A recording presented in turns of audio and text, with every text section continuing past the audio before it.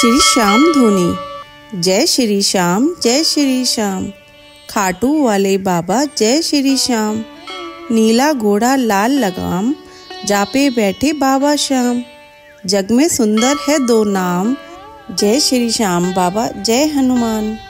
जो भी आए खाटू धाम, पहली बार में बनते काम। जो भी बोले जय श्री राम, उसके कष्ट हरेंगे श्याम। मिलकर बोलो बाबा श्याम, सोए भाग्य जगा दे श्याम।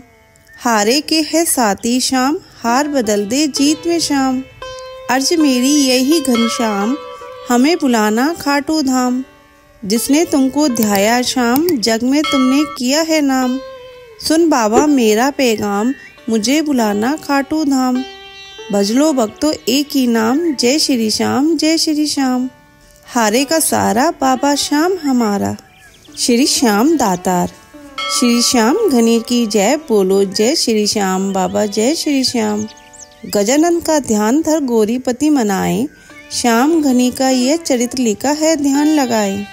कलयुग के हैं देव प्रथम, जो देते हैं फलचार, इसलिए कली में उन्हें भजते हैं नर नार। क्या वर्णन करूं महिमा इनकी, यह देव बड़ा ही निराला है। जो शरण में इनकी आ पहुंचा, उसे सर्व सुखी कर डाला है। जो दामन इनका थाम लेवे, उसके कष्ट सभी कट जाते हैं। संकट में अगर पड़ जाए भक्त, तो ये आकर उसे छुड़ाते हैं। ये कथा बहुत पुरानी है, द्वापर का अंतिम पसारा था। उस मायापति की माया में कलयुग का शुरू नजारा था। महाभारत के युग की एक गाथा तुम्हें सुनानी है। इन श्याम धनी के महादान की यह एक छुपी निशानी है। सब समय समय का चक्कर है, बिन समय न कुछ हो पाता है। जब समय पलट जाता है नर का, तब क्या से क्या हो जाता है। थे कौरव पांडव भाई भाई, पर भाईचारा रहा नहीं। आपस की खींचातानी में कुछ कुल में बाकी रहा नहीं। थे धर्म युधिष्ठिर उस कुल में, पर धर्म धर्म से पला नहीं। पापी दुर्योधन के आगे कुछ चारा उनका चला नहीं। संकल्प था दुर्योधन का, जीते जी इन्हें मिटा दूंगा। मिट जाए चाहे संसार, सभी पर नामो निशान मिटा दूंगा। एक रोज छली दुर्योधन ने एक सुंदर खेल रचा डाला। उस खेल में पापी ने विष भीम बलि को दे डाला। मूर्छित हो गया जब भीम बलि दरिया में उठाकर डाल दिया। मानो दुर्योधन ने ऐसे जीवन का कांटा निकाल दिया। ऐसी हालत में भीम जिस समय नागलोक में जा पहुंचा है, वासुकी नाग की कन्या का मानो स्वाग आ पहुंचा है। वासुकी की नाग को एक समय माँ पार्वती ने वचन दिया, होवे कन्या उत्पन्न तेरे, ऐसे सुंदर आशीर्वाद दिया। यह कन्या वही अहलवती थी, जो माँ की वरदानी थी। शिव की पूजन नित करती थी, संतवती थी, गुण खानी थी। शिव के पूजन में एक रोज ये ताजे फूल न चढ़ा सकी। माता पार्वती भी अपने कुछ मन के भाव न छुपा सकी।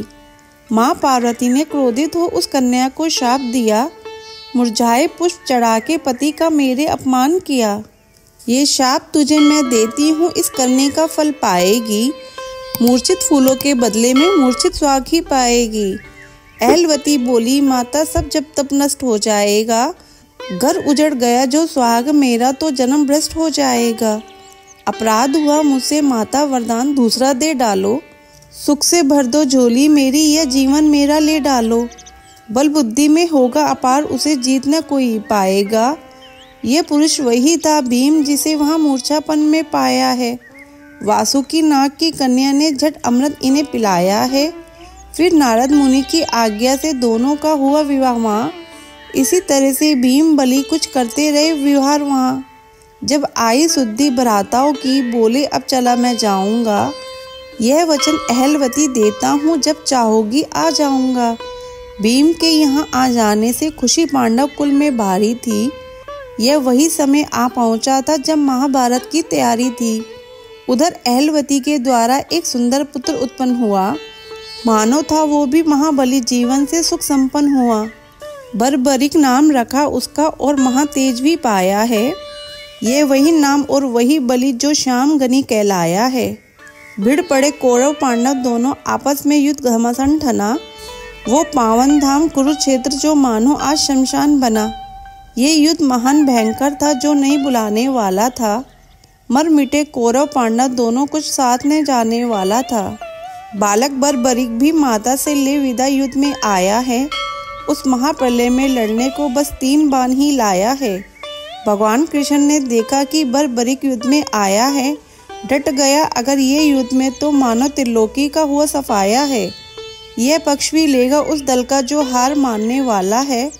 इसकी ताकत से फिर दल को यहाँ कौन बचाने वाला है।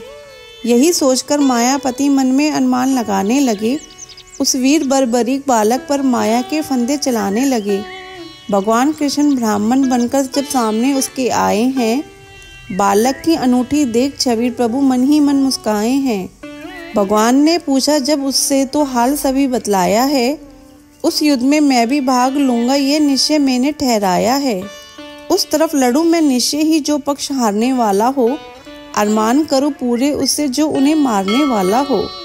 है आन मुझे इष्ट की मेरे जीते जीव न बाजी हारूंगा, बस इन्हीं 3 बाणों द्वारा त्रिभुवन को मैं सहारूंगा।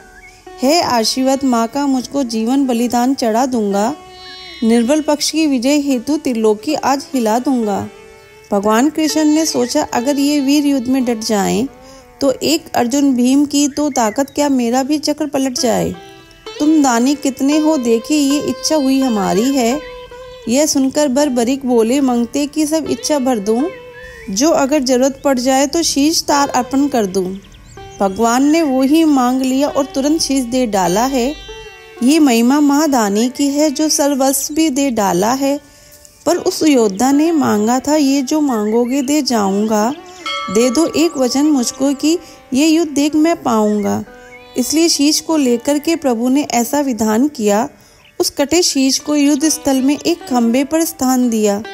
जब महाभारत के युद्ध में मिट गए सभी कौरव लड़कर, मिल गई विजय जब पांडवों को करते थे बातें बढ़ चढ़कर। जब बोले कृष्ण भगवान स्वयं ये युद्ध किसी ने किया नहीं, तब फैसला दिया शीश ने ये जो देखा सो बतलाते थे। इस कुरुक्षेत्र की भूमि में मायापति ही दर्शाते थे। भगवान कृष्ण की महिमा से पांडवगण का जयकार हुआ। काली खप्पर वाली द्वारा सब दुष्टों का संहार हुआ। भ्रम दूर हुआ पांडवगण का। भगवान श्री कृष्ण मुस्कुराते हैं।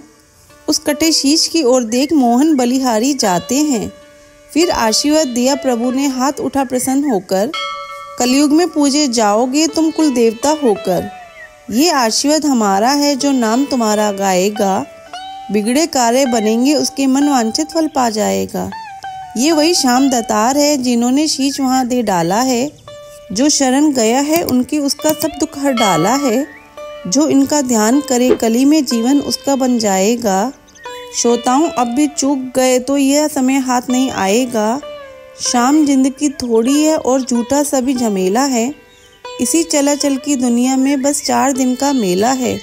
सुमिरन कर श्याम दत्तार का मन को जो लगा ले तू, उनसे नाता जोड़कर बिगड़ी हुई किस्मत बना ले तू।